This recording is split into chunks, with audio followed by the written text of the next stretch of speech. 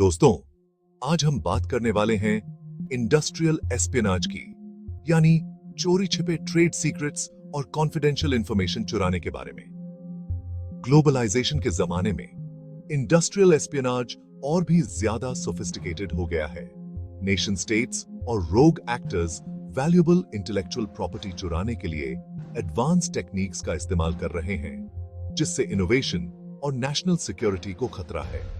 अंत में हम पॉलिसी रिकमेंडेशंस और काउंटर मेजर्स पर चर्चा करेंगे।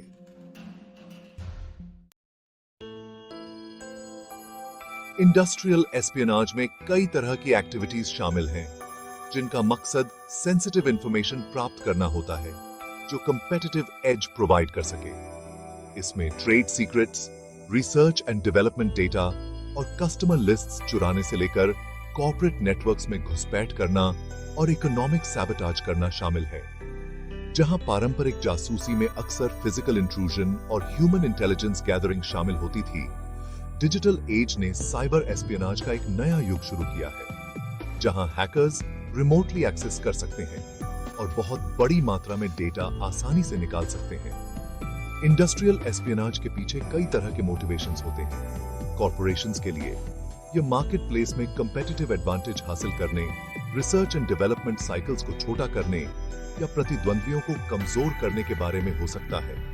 दूसरी ओर, नेशन स्टेट्स अक्सर अपनी इकोनॉमिक कंपेटिटिवनेस को बढ़ावा देने, सिविलियन और मिलिट्री एप्लीकेशंस दोनों के साथ ड्यूअल यूज टेक्नोलॉजीज हासिल करने और अपनी जियोपॉलिटिकल एम्बिशंस को आगे बढ़ाने के लिए इंडस्ट्रियल एस्पियोनाज में शामिल होते हैं।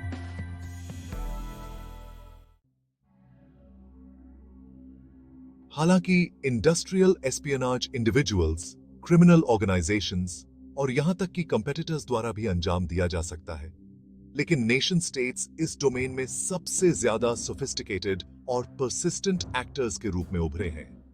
अपने पास मौजूद विशाल संसाधनों के साथ, जिनमें intelligence agencies, military cyber units और स्टेट स्पॉन्सर्ड हैकिंग ग्रुप्स शामिल हैं, कुछ देशों ने ग्लोबल स्केल पर इकोनॉमिक एस्पियोनाज करने के लिए जबरदस्त कैपेबिलिटीज डेवलप की है।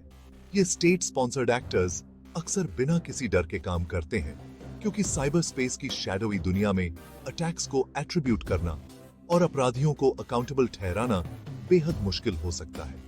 इसके अलावा लेजिटिमेट इंटेलिजेंस गैदरिंग और इकोनॉमिक एस्पियोनाज के बीच की रेखा धुंधली हो सकती है, जिससे ऐसी एक्टिविटीज को रोकने और उन्हें दंडित करने के प्रयास और भी जटिल हो जाते हैं।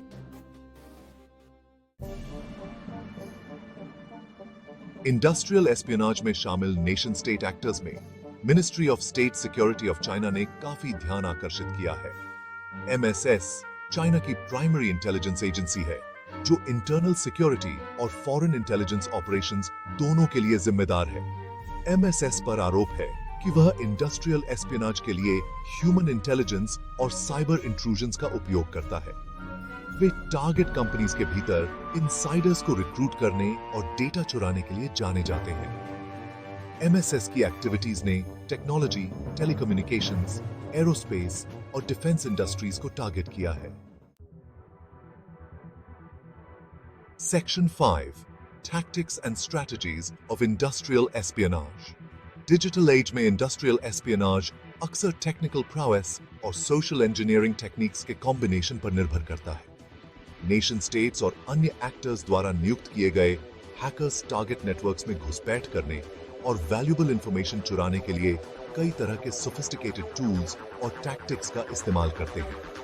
एक आम टैक्टिक है स्पीयर फिशिंग, जिसमें टारगेटेड ईमेल्स भेजना शामिल है, जो किसी ट्रस्टेड सोर्स से आते हुए दिखाई देते हैं, जैसे कि कोई कॉलीग या बिजनेस पार्टनर। इन ईमेल्स में अक्सर मैलिशियस अटैचमेंट्स या लिंक्स होते हैं, जिन पर क्लिक करने पर विक्टिम के कंप्यूटर पर मैलवेयर इंस्टॉल हो सकता है, जिससे अटैकर को उनके नेटवर्क तक पहुंच मिल जाती है। एक और आम टैक्टिक है जीरो डे एक्सप्लॉइट्स का यूज, जो सॉफ्टवेयर में पहले से अननोन वल्नरेबिलिटीज होते हैं, जिनका फायदा उठाकर सिस्टम्स तक अनऑथराइज्ड एक्सेस हासिल किया जा सकता है। Section 6, the global impact. Industrial espionage के कॉन्सिक्वेंसेस दूरगामी हैं, जो न केवल इंडिविजुअल कंपनीज बल्कि नेशनल इकोनॉमीज और ग्लोबल सिक्योरिटी को भी प्रभावित करते हैं। बिजनेसेस के लिए ट्रेड सीक्रेट्स की चोरी के परिणाम स्वरूप significant financial losses, eroded market share और उनकी रेपुटेशन को नुकसान हो सकता है। नेशनल लेवल पर व्यापक इंडस्ट्रियल एस्पियोनाज इनोवेशन को प्रभावित कर सकता है, इकोनॉमिक कॉम्पिटिटिवनेस को कमजोर कर सकता है और जॉब लॉसेस का कारण बन सकता है। इसके अलावा जब nation states dual use technologies को हासिल करने के लिए इंडस्ट्रियल एस्पियोनाज में शामिल होते हैं, तो इसका नेशनल सिक्योरिटी पर गंभीर प्रभाव पड़ सकता है। सेंसिटिव मिलिट्री टेक्नोलॉजीज या क्रिटिकल इंफ्रास्ट्रक्चर से संबंधित इंटेलेक्चुअल प्रॉपर्टी की चोरी से देश की डिफेंस कैपेबिलिटीज कमजोर हो सकती हैं और वह अटैक के प्रति अधिक वल्नरेबल हो सकता है। Section 7, the challenge of attribution. Industrial espionage, खासकर साइबर स्पेस में, का मुकाबला करने में एक प्रमुख चुनौती एट्रीब्यूशन की डिफिकल्टी है। साइबर अटैक के ओरिजिन और परपेट्रेटर को निर्धारित करना बेहद मुश्किल हो सकता है, क्योंकि अटैकर्स अक्सर अपने ट्रैक्स को छिपाने के लिए अलग-अलग देशों में मल्टीपल सर्वर्स के माध्यम से अपने ट्रैफिक को रूट करते हैं। यहां तक कि जब सबूत किसी पर्टिकुलर नेशन स्टेट की ओर इशारा करते हैं, तो निश्चित रूप से उनकी संलिप्तता साबित करना और उन्हें अकाउंटेबल ठहराना एक जटिल डिप्लोमैटिक और लीगल चैलेंज हो सकता है। साइबर एस्पियोनाज पर स्पष्ट इंटरनेशनल नॉर्म्स और एग्रीमेंट्स का अभाव ऐसी एक्टिविटीज को रोकने और उन्हें दंडित करने के प्रयासों को और भी जटिल बना देता है। Section 8, international cooperation and response. Industrial espionage के बढ़ते खतरे से निपटने के लिए एक मल्टीफैसेटेड अप्रोच की आवश्यकता है, जिसमें international cooperation, robust domestic policies और प्राइवेट सेक्टर द्वारा प्रोएक्टिव मेजर्स शामिल हैं। साइबर स्पेस की ग्लोबल नेचर को देखते हुए इफेक्टिव डिटरेंस और रिस्पॉन्स के लिए देशों के बीच इंफॉर्मेशन शेयर करने, इन्वेस्टिगेशंस कोऑर्डिनेट करने और अपराधियों को अकाउंटेबल ठहराने के लिए इंटरनेशनल लीगल फ्रेमवर्क्स डेवलप करने के लिए कोलैबोरेशन की आवश्यकता है। International partnerships, cyber security, incident response और इंटेलेक्चुअल प्रॉपर्टी की सुरक्षा के लिए बेस्ट प्रैक्टिसेस के आदान प्रदान को भी फैसिलिटेट कर सकते हैं। एक साथ काम करके देश इंडस्ट्रियल एस्पियोनाज में शामिल लोगों के लिए कॉस्ट्स और रिस्क्स को बढ़ा सकते हैं, जिससे यह लेस अट्रैक्टिव और लेस लाइकली टू सक्सीड हो जाता है। Section 9, Policy Recommendations and Countermeasures।